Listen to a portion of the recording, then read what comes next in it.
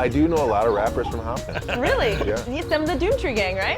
Yeah, all of them. So man. Steve Marsh, writer from Minneapolis St. Paul Magazine, is joining us in the guest chair today. How you doing, man? Good. Everything good? Everything happening? What's going on in life now? I just got my ticket for the first game of the World Cup. Very nice. Yeah. Very nice. So are you a little? I'm nervous. You gotta be nervous. There's a lot going on down there these days. Well, it's the game one is in Sao Paulo. It's Brazil versus Croatia, but it's the biggest city in the Americas, 20 million people, and they're all upset. Yeah, they're bumming. They're very upset. They're upset about these big sporting this event. events and So, like yeah. But I do have faith that for the 90 minutes that Brazil's on the field, everybody will take a break from the protests. But the thing is, as a writer, whether you're covering the game or if stuff goes down and the game doesn't happen, you're you're embedded. I have a story either way. All right, You'll just that's have to awesome. act not excited when the game stuff is going on. Practice Usually your poker face. But I don't really cover sports to feel embedded. You know? Right. Embedded But is a you scary would word. feel you do more it for the comfortable. free passes, right? Yeah.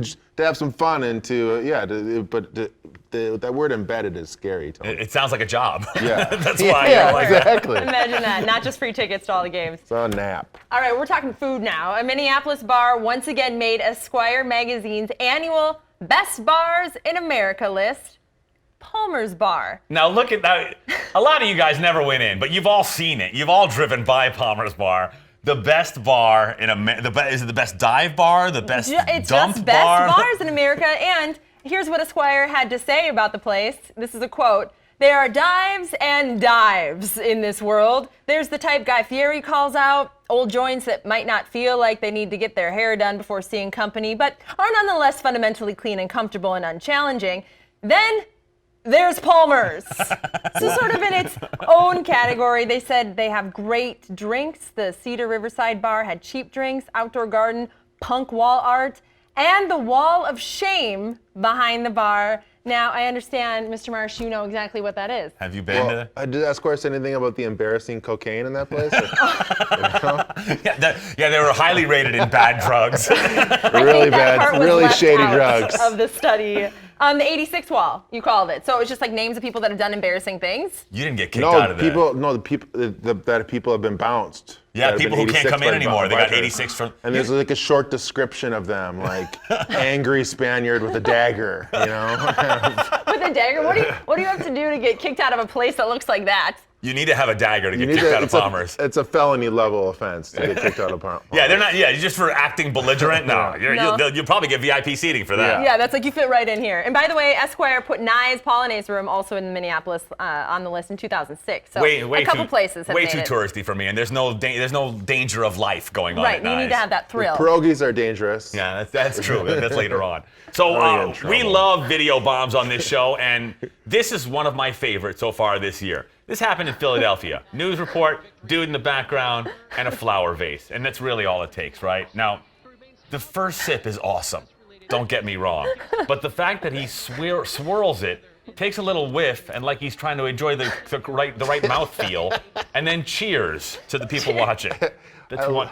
I love his hair. What kind of vitamins is he getting with that technique? It's beautifully conditioned. He really does have some thick stuff That going is on up there. beautiful. Look at this. No, like, he swirls it like, around. ooh, It's like, oh, wow, That's look at nice. Yes, I'll have a full glass. It's like, oh, Thank you. There you go. No, And here's to you. All right, the next Olympics to be awarded a little more than a year from now, really, will be the 2022 Winter Games.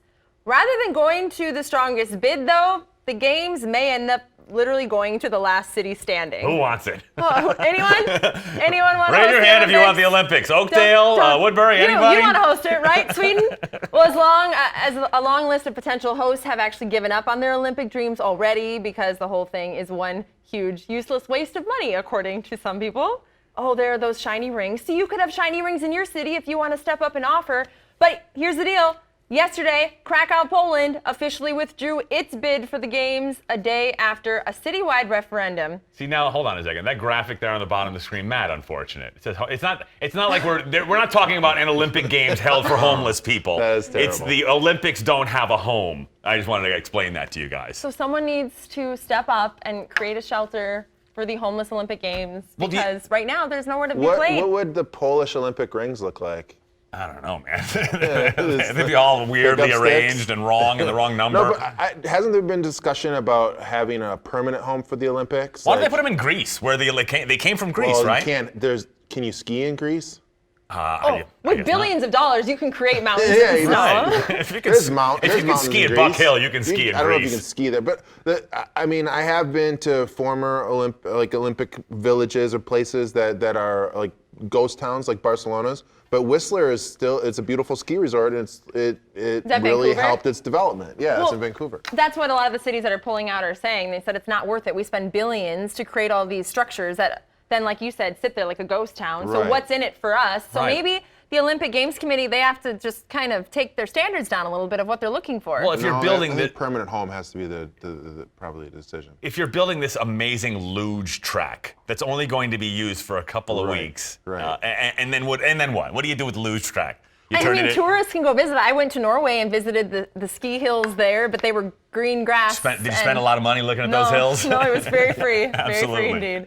All right, well, while not as thrilling as the suspended animation shown in sci-fi movies where the action involves long interstellar journeys, humanity is ready to start animation suspension tests for medical purposes. That's dope. And really could be great news for the medical community and anyone in need of a life-saving surgery.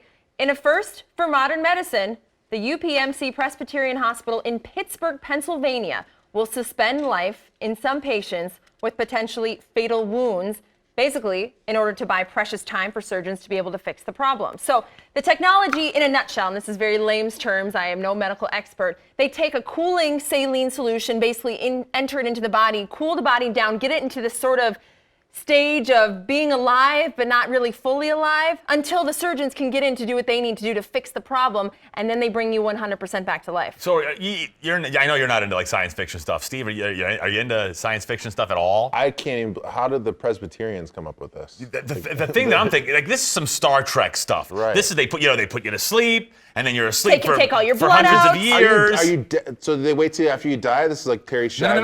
No. This is some Star Trek stuff. You're alive. You're and alive, then, but they know that you won't be able to stay alive long enough to get what you need, so they suspend the time in which you can survive. like, imagine I really want to see The Bachelorette, but I would rather binge watch the whole season. I could be put into suspended animation until the finale and then binge watch the whole thing. Wow. That would be awesome. That's one You're way to look at speaking it. right at my brother right now. Yeah. All right, coming up next, look at this amazing piece of art. Would you eat it? Well, we'll get your responses in about 4 minutes. I might take a little bite of that thing. And are your iPads safe? You think so, huh? They may not be. We've got the guys from Cult of Mac here to tell us how to keep us safe when we come back.